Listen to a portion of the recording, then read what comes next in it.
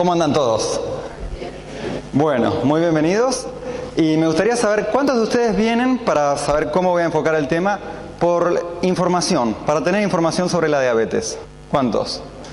¿Cuántos vienen por prevención? Bien alta la mano, bien altas. ¿Y cuántos vienen por tratamiento? Que ya si se puede saber. Bueno, veo que la mayoría viene por información y por prevención de la diabetes, ¿sí? Pero igual vamos a estar tocando algunos aspectos del tratamiento. Bien, vamos a hablar un poco de diabetes y cuáles son los hechos en el mundo y también en Argentina. En el año 2010, 200 millones de personas padecían diabetes en el mundo. Se calcula que para el año 2030 habrá 370 millones. En Argentina, ¿cuántos pacientes de ustedes creen, cuántas personas son diabéticas? ¿Qué porcentaje de la población? Casi un 10% de la población argentina padece diabetes, es decir, aproximadamente 4 millones de argentinos, ¿sí? Y la verdad es que la mitad de estos argentinos, es decir, 2 millones de personas, no lo sabe, ¿sí? ¿Qué es la diabetes? ¿Tienen idea qué es la diabetes? ¿Quieren que le cuente? La primera parte va a ir un poco más rápido porque son las bases, y en la segunda parte, que es prevención y tratamiento, voy a ir un poquito más lento. Bueno, la glucosa o el azúcar en la sangre es el combustible del cuerpo, ¿sí? La insulina es el portero o esa llave que permite, que abre la puerta, ¿sí? Para que la glucosa entre a la célula. ¿Me da claro hasta acá? Entonces, tenemos la célula, tenemos la glucosa que está triste, que no puede entrar, pero aparece la insulina, que es el portero, y ahí la glucosa se pone contenta y entró adentro de la célula. ¿Sí? ¿Bien? Cuando la glucosa no está dentro de la célula, quiere decir que está afuera de la célula y los niveles de azúcar sanguíneos se elevan. ¿Me hago claro? Y ahí es donde se hace el diagnóstico de diabetes. Bueno, hay al menos 4 tipos de diabetes. Voy a hablar de 3 tipos de diabetes. La diabetes tipo 1, que es la del nacimiento, que un 5 o un 10% de todos los diabéticos tienen diabetes tipo 1. No es la más frecuente, es la diabetes con la que se nace, o la juvenil de los niños, ¿sí? Este tipo de diabetes depende de por vida de la insulina. Obviamente que con un tratamiento natural se puede disminuir la cantidad de insulina.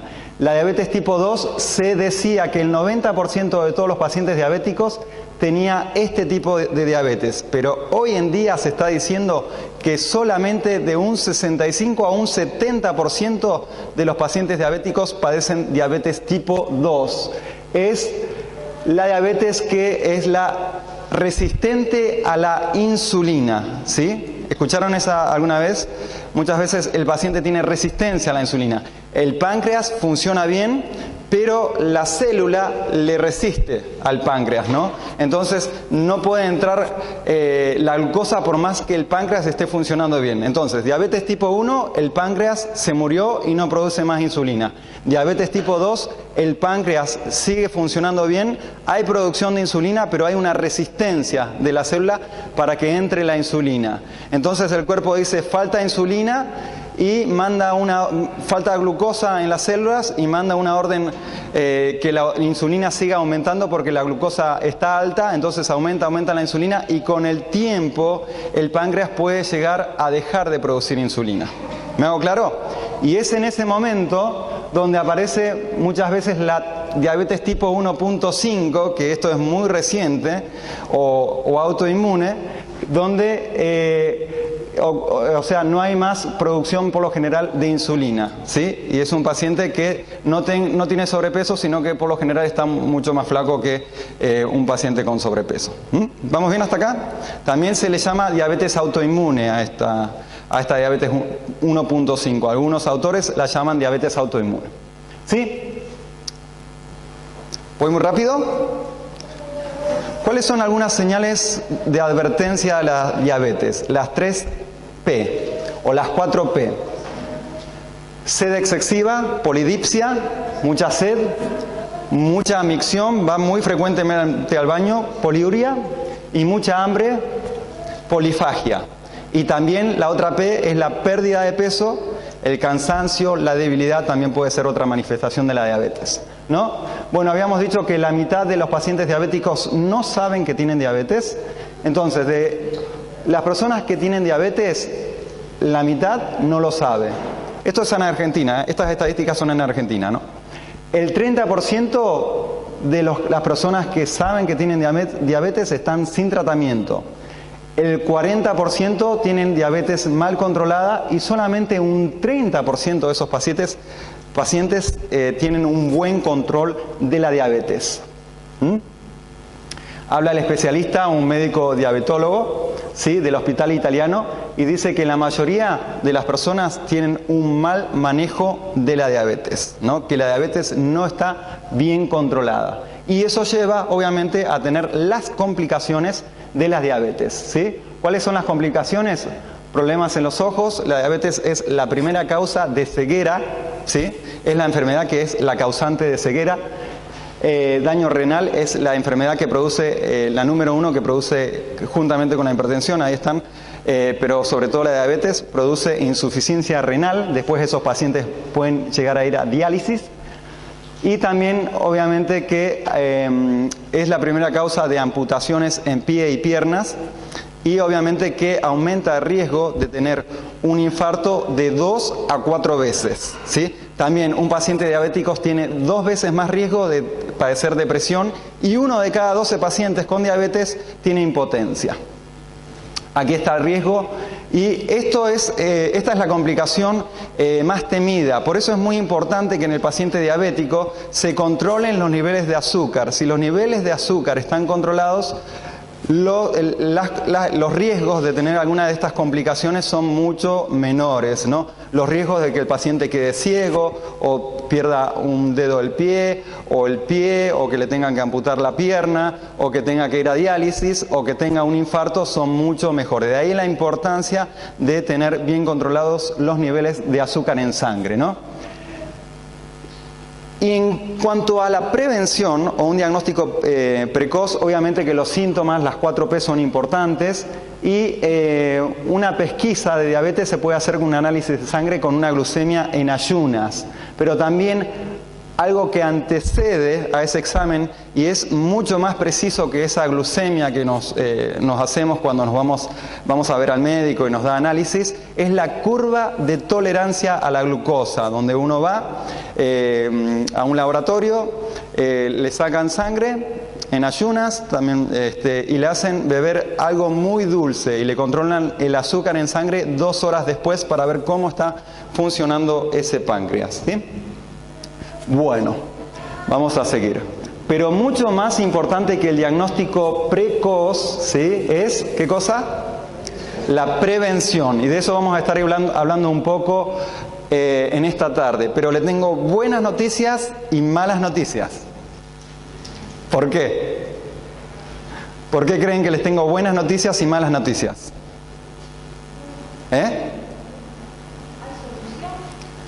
Hay solución, hay prevención, pero por ahí muchas veces ¿quiénes somos los difíciles? Nosotros, porque tenemos que cambiar hábitos, ¿no? Y a nadie le gusta cambiar hábitos, y más cuando se refiere a temas de alimentación. Bueno, ¿quién es candidato para diabetes? ¿Sí? Y acá vemos un niño, ¿no? ¿Quién es candidato para diabetes tipo 1? Vamos a ver acá. Esta es una revista científica de diabetología, este es el año, así se puede encontrar, ¿sí? Dice, el introducir los productos lácteos en la dieta a una edad muy temprana, es decir, bebés, y el alto consumo de leche durante la niñez puede aumentar el riesgo del niño de desarrollar, ¿qué cosa? Diabetes.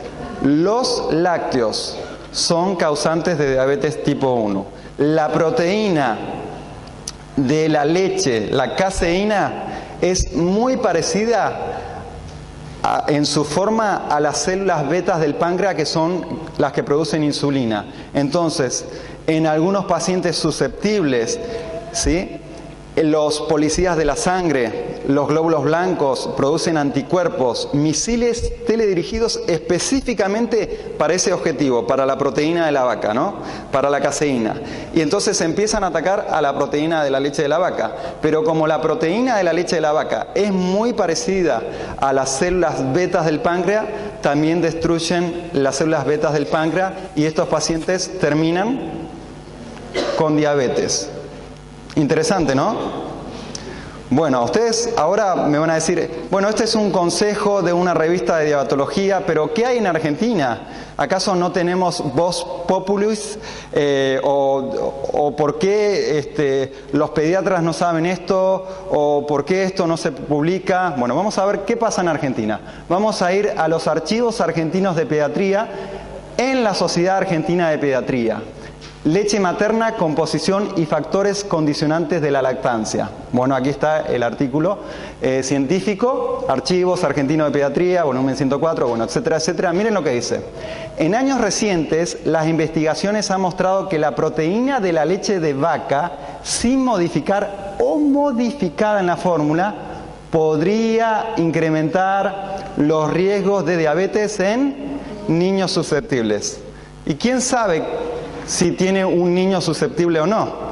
Es mucho mejor la prevención. Y acá está diciendo, dicen que es otra buena razón para evitar la leche de vaca y dar pecho a los bebés, al amamantamiento, ¿sí? Y esto lo dice la Sociedad Argentina de Pediatría, por un niño sano en un mundo mejor. Bueno, yo sigo mirando el tiempo. Por eso voy un poco rápido. ¿Quién es candidato para la diabetes? De nosotros los adultos. El proceso es gradual, no es que nos volvemos diabéticos de la noche a la mañana, ¿no? Muchas veces el paciente diabético puede tener un cuadro hipoglucémico. ¿Quiénes son los pacientes potencialmente que tienen riesgos? Bueno, si usted es hipertenso, tiene riesgo de tener diabetes. Si en la familia, ¿sí?, ya sea el papá, la mamá, el abuelo o la abuela tienen diabetes, hay riesgo. Si no hacen ejercicio en forma regular, tienen riesgo. Si no comen saludablemente o comen alimentos que elevan la glucosa muchísimo, que hoy vamos a ver algunos, como las cosas dulces o refinados, tienen riesgo de tener diabetes. Y también si hay sobrepeso o gordura, hay riesgo, ¿no? Y acá tenemos la resistencia a la insulina o la prediabetes, y simplemente es una respuesta adaptativa del cuerpo a la sobrenutrición. Cuando hay resistencia a la insulina, al paciente es como que se le hace un cinturón de grasa en el abdomen, y justamente esa grasa abdominal es la más peligrosa, ¿no? Porque está mostrando que esa grasa también se está acumulando en diferentes órganos, ¿no? Y en la sangre y en el endotelio, en los vasos sanguíneos, en el hígado, en los riñones, ¿no? Pero simplemente la resistencia a la insulina, eso de que la célula tiene resistencia a la insulina, aquí vemos la célula, y entonces el receptor, ¿sí?, de insulina, y esta vendría a ser la insulina como una llave, ¿sí?, no le permite, ¿sí?, acá tenemos la grasa, esto representa la grasa, es un mecanismo protector, porque si no, seguiría entrando la glucosa y las personas engordarían hasta un punto donde no tendrían límite, y eso aceleraría su muerte. ¿Me hago claro? ¿Se entiende todo esto? ¿Sí? Parece como algo malo médicamente, pero en el fondo simplemente es un mecanismo protector. Bueno, vamos ahora a la prevención al tratamiento. ¿Sí? Bueno, acá otra doctora, esto ya lo saben todos los médicos, que el manejo de la diabetes es 50% alimentación y 50%, ¿qué cosa? Ejercicio físico. Y después entran en juego los fármacos si es que fueran necesarios. ¿Sí? Bueno, vamos a ver un cuadrito aquí. Vamos a empezar por lo simple y por lo conocido. Todos sabemos que el azúcar no es bueno y que las cosas dulces o las cosas refinadas nos pueden producir diabetes. Vamos a ver ¿Cuáles son los efectos en sangre, ¿sí? Los niveles de glucosa en sangre minutos después de comer, como está aquí en esta línea, y diferentes alimentos, una manzana, un dulce de manzana y un jugo de manzana. Cuando uno come un jugo o toma un jugo de manzana, la glucosa aumenta en un primer momento, el cuerpo y el páncreas piensa que la persona comió muchísimo porque se elevó bastante, se elevaron bastante los niveles de azúcar, entonces produce mucha, pero mucha insulina. Pero como no hay un sustento o algo en el estómago como para sostener esos niveles que aumentaron mucho de glucemia, eso produce una hipoglucemia reactiva. Entonces quizás la persona tenía un nivel de 70 de glucemia, pero termina con un nivel de 50, ¿no? Y acá pueden haber un montón de síntomas, ¿no? Esto se llama hipoglucemia y es un estado prediabético. Ya cuando la persona empieza a tener temblores o mareos o se desmaya y algún otro síntoma, eso es prediabético. Pero así juega, por ejemplo, un jugo de manzana, por más que sea un jugo de manzana natural. Así juega con los niveles de azúcar. Cuando tenemos un dulce de manzana que tiene más fibra, no baja tanto, aquí está con azul representado, los niveles de glucemia. Pero cuando tenemos una manzana, ¿qué pasa con los niveles de glucemia? Se van a mantener más constantes durante el tiempo, ¿sí? ¿Y cuál es la palabra acá clave? ¿Cuál es el secreto? ¿Qué tiene la manzana que no tiene el jugo de manzana? Fibra. Y la fibra es el freno de la absorción de glucosa en nuestro cuerpo. ¿Sí? ¿Vamos bien hasta acá? Si es chiquitita la pregunta, si no después porque tengo que avanzar y si no, no voy a poder cumplir con todas las personas que están aquí. Bueno, ahí se compensaría mucho mejor, sí. El jugo de manzana con avena porque la avena tiene tanta fibra y se compensa. Sí, bien, buena la pregunta, gracias. Bien, vamos a seguir. Obviamente que los chicos pueden tener bajas notas en la escuela, está el déficit de atención en los chicos, la hiperactividad por el consumo de azúcar, ¿sí? Pero también puede ser un jugo natural y también, o sea, da problemas, ¿no? Bueno, y también esto baja el sistema de defensa, ¿no? Depende de la cantidad de cucharaditas de azúcar, la capacidad de los glóbulos blancos de engullir o de comer bacterias va disminuyendo, ¿sí? Por ejemplo, si yo consumo 6 cucharaditas de azúcar, mi sistema de defensa es como que va disminuyendo, ¿no? Sí, aquí están las diferentes cantidades de cucharaditas de azúcar, ¿no? Y la mayor cantidad de azúcar que consumimos, es decir, a mayor cantidad de azúcar, más propensos a un resfrío o al cáncer, ¿sí? Porque el azúcar es como que atonta a nuestros policías de la sangre, a los glóbulos blancos, y no son capaces de reconocer la bacteria, el virus o cualquier microorganismo de nuestro cuerpo y comérselo en forma efectiva. Muchas veces lo reconocen, pero no lo pueden comer en forma efectiva. No pueden trabajar con la efectividad que deberían de trabajar, ¿sí? ¿Vamos bien?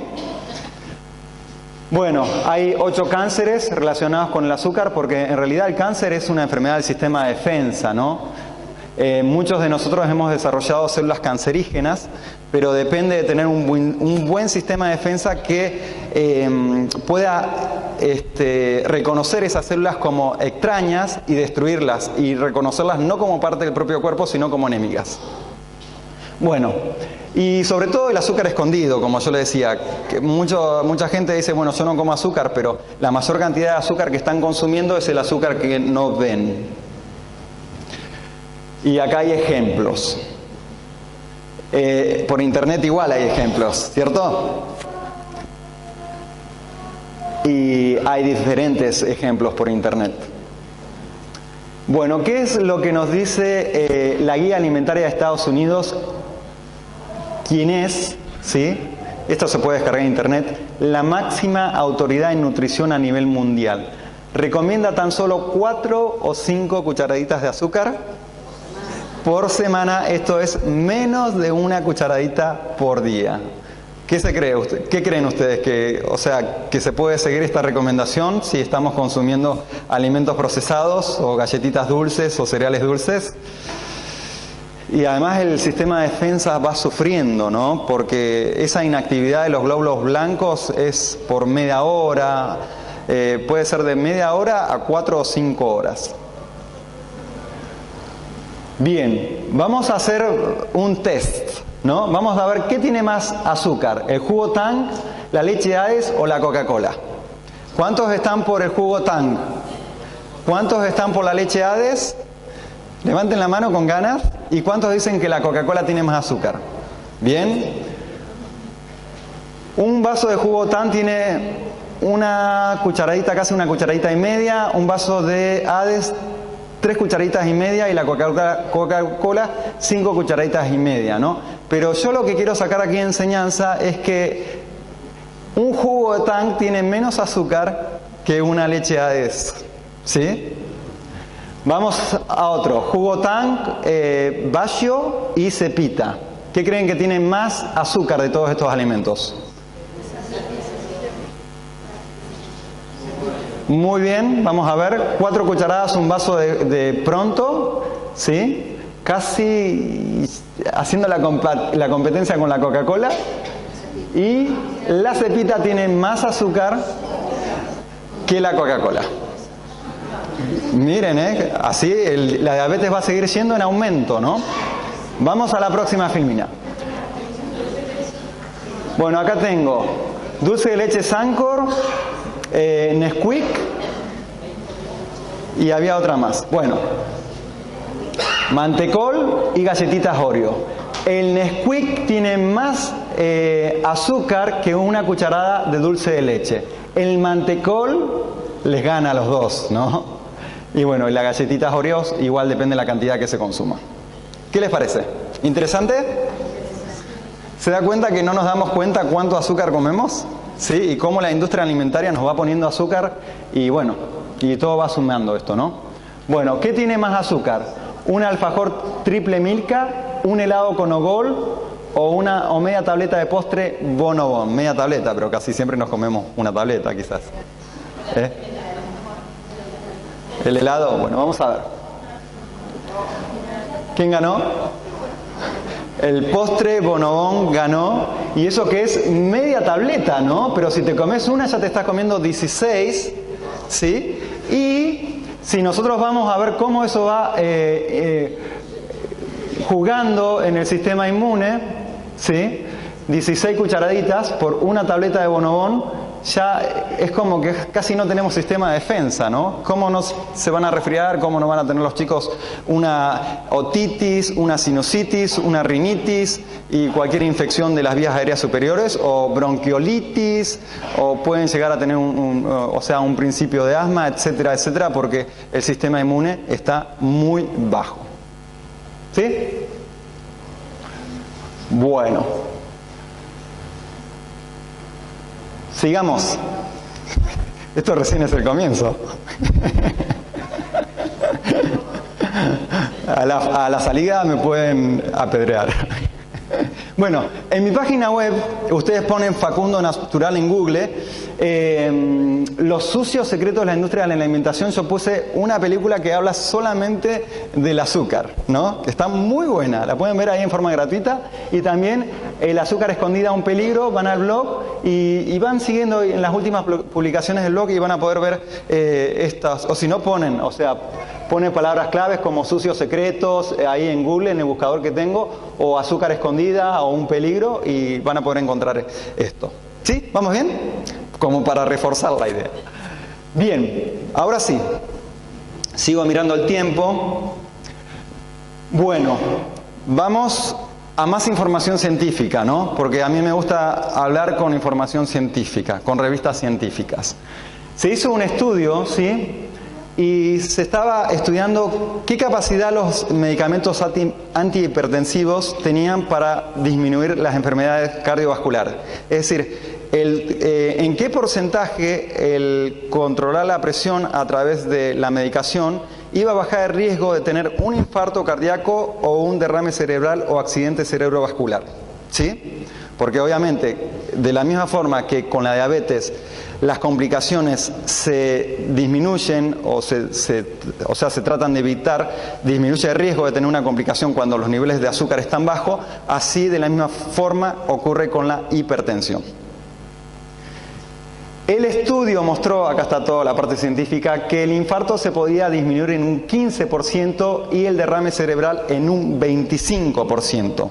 Es muy importante, si fueran ustedes si hubieran 4 pacientes, ustedes podrían ser uno de los beneficiados de no tener un derrame cerebral. Y estarían muy contentos, si fueran pacientes, de disminuir el riesgo en un 25%. Bueno, pero ahora vamos a ver cuál es el efecto del aumento del consumo de alimentos de grano entero, es decir, integral, como arroz integral, pan integral, que es diferente al pan de salvado, y obviamente al pan blanco, sobre la presión arterial y otros marcadores de riesgo cardiovascular. Esto también es de una revista científica, todo esto, ¿sí? Significa que es una revista científica. Bueno, el consumo diario de 3 porciones de comidas integrales disminuyó el porcentaje de infarto en un 15% y de accidente cerebrovascular un 25%. ¿Qué estoy diciendo? Que el comer alimentos integrales, como nos ofrece la naturaleza, tiene el mismo efecto, ¿sí?, que los medicamentos antihipertensivos. El mismo porcentaje dio. Pero no me voy a quedar aquí. Vamos a ver este otro artículo científico, arroz blanco, arroz integral y el riesgo de diabetes tipo 2 en hombres y mujeres estadounidenses. ¿Qué arroz creen ustedes que va a dar más riesgos o va a producir más riesgo para desarrollar diabetes tipo 2, por ejemplo, o la diabetes? ¿El arroz blanco o el arroz integral? ¿Cuál será más peligroso? Muy bien. Y así fue, ¿sí? El arroz blanco aumentó el riesgo de padecer diabetes y el arroz integral disminuyó el riesgo de tener diabetes. Y todo lo que sirve para prevenir la diabetes, este es un secretito que les doy, así que presten atención. Todo lo que sirve para prevenir el desarrollo de diabetes, ¿sí?, sirve también para tratar la diabetes en un paciente diabético. El arroz blanco aumentó un 17% de riesgo, ¿sí?, y cuando se suma a otras cosas, pero simplemente se estaba viendo este factor de aumentar la diabetes, ¿sí? El arroz integral mostró que disminuía un 16%, ¿sí?, el riesgo de diabetes. La avena y la cebada se mostraron mejores, disminuían un 36% el riesgo de desarrollar diabetes. Es decir, si hay 3 pacientes y si nosotros estuviéramos en esos 3 pacientes, pero nosotros consumimos arroz integral, tenemos un 36% menos riesgos, ¿sí?, de desarrollar, avena o cebada, un 36% menos riesgo de desarrollar diabetes, ¿sí? Bueno, y no solamente eso, sino que la avena o la cebada son benéficas para disminuir, ¿qué cosa?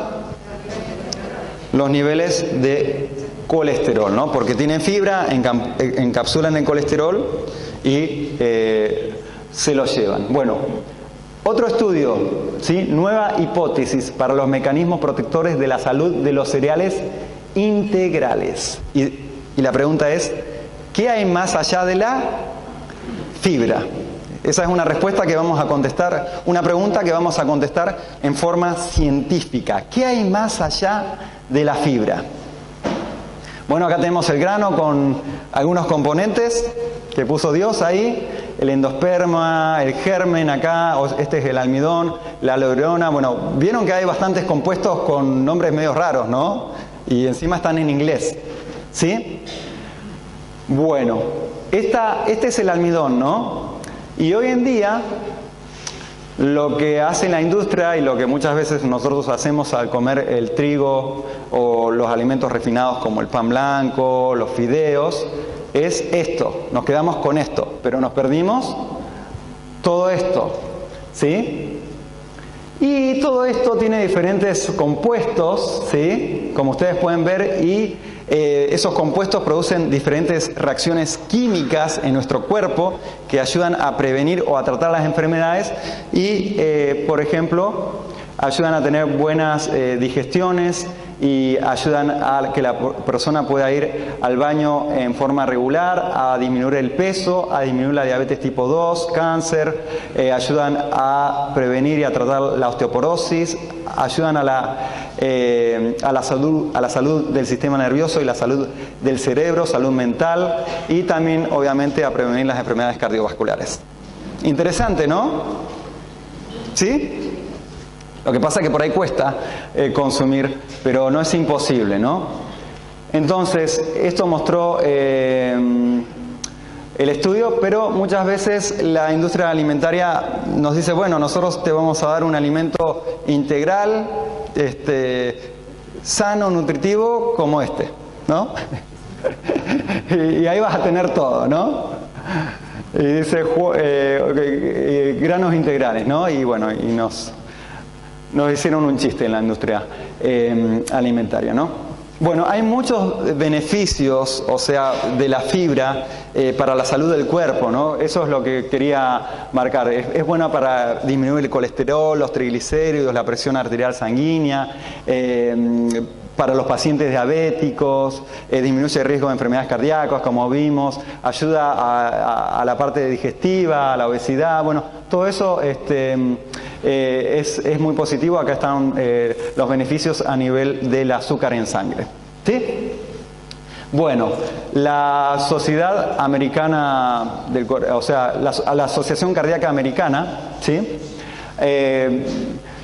Dice que la aterosclerosis, que está muy dada por los niveles de glucosa alto o por los niveles de insulina, la hiperinsulinemia, es decir, los niveles de insulina altos en sangre, pero también por la alimentación, dice que esta es la causa, ¿sí?, de los infartos en un 80% de los pacientes. Entonces, vamos a seguir hablando de la fibra, porque acá el secreto es la fibra, ¿no? Lo vimos en la tabla. Si cuando piensan en diabetes tienen que pensar automáticamente en la fibra. Lo vimos en el gráfico de los diferentes, el jugo de manzana, la mermelada de manzana y la manzana. Lo vimos aquí entre arroz blanco y arroz integral. Y también vemos que la fibra no solamente es buena para mantener los niveles de azúcar más bajos, sino también que ayuda al corazón, ¿no? Y habíamos dicho que el paciente diabético tiene de cuántas a cuántas veces más riesgo de desarrollar un infarto cardíaco o un accidente cerebrovascular. De 2 a 4 veces, ¿no? Casi el cuádruple de veces que una persona normal. Está en un alto riesgo. Por eso, si uno va acompañando todo este proceso con fibra, hay otros beneficios de la fibra, ¿no? Y sobre todo, empezar no solamente a bajar los niveles de azúcar, sino, y que va a ayudar a perder peso para tratar la resistencia a la insulina, sino que va a ir ayudando a que no se forme una placa aterosclerótica en las arterias y así prevenir el infarto o un accidente cerebrovascular. Y ahora les quiero presentar los alimentos con fibra y sin fibra. ¿Alguien sabe cuáles son los alimentos sin fibra? ¿Puedo ver alguna mano que me diga, los alimentos sin fibra son 1, 2, 3? Carne, muy bien. ¿Qué más? Lácteos, muy bien. ¿Y otro más te falta? No, las harinas obviamente no tienen fibra. Muy bien. Sí. Y el huevo. Muy bien. Así está fácil. Todo producto de origen animal, carne, leche y huevos, son altos en colesterol y sin fibra. Todo alimento de origen vegetal, frutas, verduras, cereales integrales, oleaginosas, legumbres, no tienen colesterol y sí tienen fibra, que la fibra encima ayuda a disminuir el colesterol de los otros alimentos. Hay una excepción, ¿sí? Aquí hay una excepción, son los alimentos refinados que no tienen fibra, pero no tienen colesterol. Y aquí hay una excepción, la margarina o los ácidos grasos trans, ¿sí? Aunque son un alimento vegetal, elevan el colesterol y son muy dañinos para el corazón.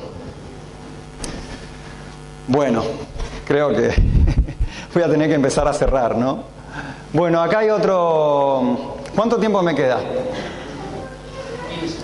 15 minutos, vamos a tener que cerrar entonces, empezar a cerrar. Hay tantas cosas más para contarles. Bueno, acá se compara una dieta vegetariana total, baja en grasas, con la dieta convencional que le dan a un paciente diabético, ¿no? y se ven los resultados en 1 año y medio.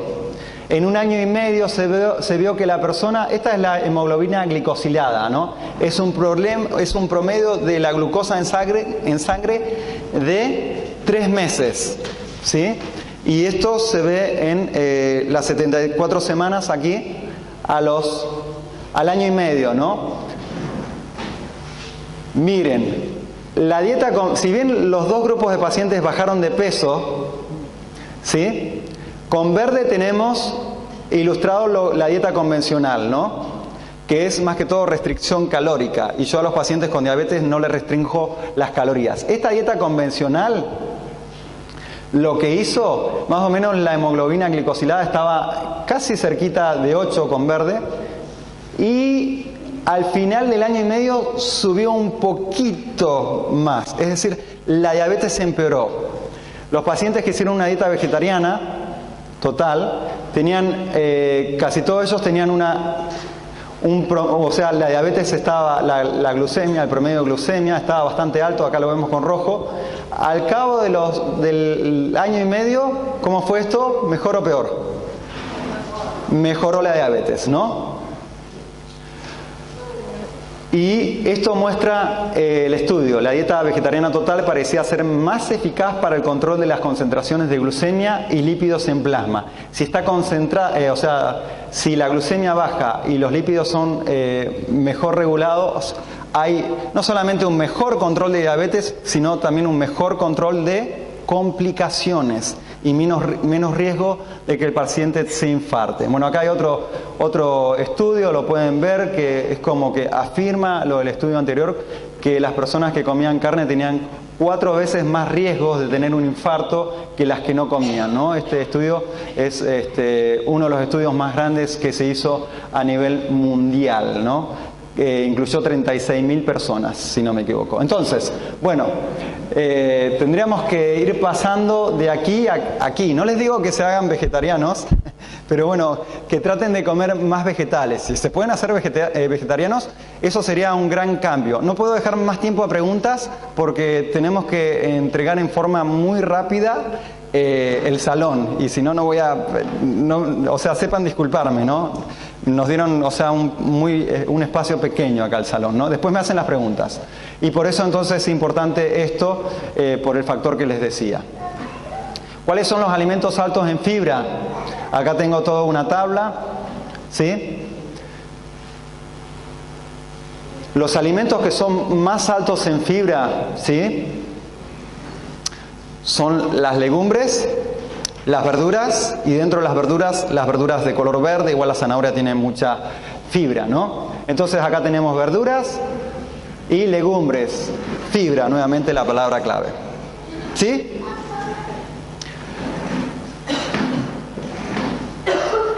Y hoy hablaba con un paciente y me decía, bueno, entonces no voy a poder comer más arroz blanco o tallarines. Y ahí se me prendió la lamparita, le dije, pero ¿usted nunca escuchó de los tallarines de zapallito italiano? O los de zucchini. Bueno, ustedes pueden ver, estos son tallarines de zucchini, un vegetal, o el zapallito italiano verde. Y pueden buscar la receta en internet. Aquí están, hay diferentes recetas. Se pueden, en YouTube, esto es del canal de YouTube, ponen tallarines de zapallito italiano y salen cómo hacerlos, ¿no? Se pueden hacer igual sin ningún aparato especial. Y también uno puede hacer tallarines de arveja o hamburguesas de arveja, que es una legumbre. La arveja, viene la harina de arveja. O puede hacer tallarines de soja o lentejas, o alguna hamburguesa o milanesa de legumbres, que va a ayudar a disminuir la presión, a disminuir los niveles de azúcar en sangre. ¿Vamos bien hasta aquí? Entonces, la prevención de infarto básicamente sería así, en forma ejemplificada, y vamos a hablar un poco del ejercicio, ¿sí? No los quiero cansar con imágenes. El ejercicio ayuda a que el músculo queme el azúcar, pero también aumenta la sensibilidad a la insulina, es decir, que agarra, y de una u otra forma el ejercicio hace que la célula abrace la glucosa y la haga entrar, ¿sí? Y eso baja los niveles de azúcar en sangre. Hay muchísimas ventajas del ejercicio físico. No me quiero ir en detalles, el tiempo no me da. uno de los beneficios más importantes del ejercicio físico, que es un potente inhibidor o neutralizador del estrés, ¿sí? Y muchas veces el paciente diabético está con ansiedad y se vuelca a los alimentos. Mañana vamos a ver un poco más el hambre emocional en la charla de obesidad, y se vuelca a los alimentos para tener consuelo o placer, ¿no? Entonces el ejercicio físico también ayudaría al estrés, ¿no? Y puede tomar el paciente diabético un poco de té de melisa y pasionaria para estar un poco menos ansioso. Pero lo más efectivo, obviamente con una dieta que tienda más a vegetales, va a estar más tranquilo. La lechuga es muy ansiolítica, ¿no? Pero lo más beneficioso es el ejercicio físico, ¿no? Bueno, hay muchas cosas para decir el ejercicio físico. En un estudio científico, acá está la fuente científica, se estudiaron 3.000 personas más o menos, y a un grupo se le dio un placebo para que consuma, ¿no? O sea, ¿qué era lo que iba a pasar, ¿sí?, en estos grupos a lo largo del tiempo, ¿no? A un grupo se le daba un placebo, es decir, como una pastilla de agua, a otro grupo se le daba medicación, y a otro grupo, ¿sí?, se le daba cierto estilo de vida que realicen, como ejercicio físico, ¿sí?, intervención del estilo de vida o alimentación sana. Y en el tiempo se vio, ¿sí?, lo que se buscó ver es de estas personas, ¿cuántos de esas personas desarrollaron diabetes? Tengamos en cuenta que hoy, si alguien es prediabético y si va al médico, lo que le van a dar es metformina, un hipoglucemiante oral para prevenir la diabetes. Sorpréndanse. Con metformina, ¿sí?, se disminuyó un riesgo en un 30% aproximadamente. Con intervención de estilo de vida, el riesgo de desarrollar diabetes era casi el doble, un 60%. Interesante, ¿no? Nuevamente se vuelve a destacar el ejercicio y la alimentación saludable, ¿sí? Bueno, acá hay más cosas. Bueno, esta es otra filmina. No les voy a contar, va a quedar para otra ocasión. Esto simplemente ilustra la importancia de estar en buen estado físico, ¿no? Cuando uno está en buen estado físico, independientemente del peso normal, sobrepeso o obeso, llega, según el estudio científico, a tener menos riesgo de morir, ¿sí?, que una persona con un peso normal, pero que no tenga un buen estado físico. E incluso con una persona con sobrepeso, ¿sí?, pero que no tiene un buen estado físico. Entonces, el estado físico es muy importante como un indicador de riesgo de muerte que puede tener un paciente diabético. Por más que sea obeso, pero tiene un buen estado físico, está en una condición mejor que uno con sobrepeso o incluso un flaquito que no tiene buen estado físico. Interesante, ¿no? Bueno, el ejercicio tiene que ser disfrutado, esa es una de las cosas más importantes. Que si no les gusta hacer natación, ese no es el ejercicio para usted. Si no le gusta caminar, ese no es el ejercicio. Tiene que ser algún ejercicio que les guste, ¿no? Bueno, suficiente por hoy. Mañana vamos a ver 10 pasos para un peso saludable.